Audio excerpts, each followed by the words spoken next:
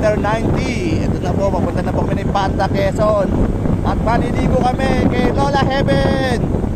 Yan. Zero disability ngayon. So, dahan-dahan lang po kami. Dahil naulan din at malakas ang hangin. Little bagyo nga po dito, kaso maulan lang. Napakalamig po. Kasing lamig ng relasyon nila. Ganito bang relasyon to? Napakalamig. Pati kami, dinamay niyo sa inyong relasyon na malamig. Ano naman gano'n? Ayan o. Hindi na namin makita daanan. Tete. Ano? Makita. Parang nasa langit na kami. Ale. Nasa langit na ba kami?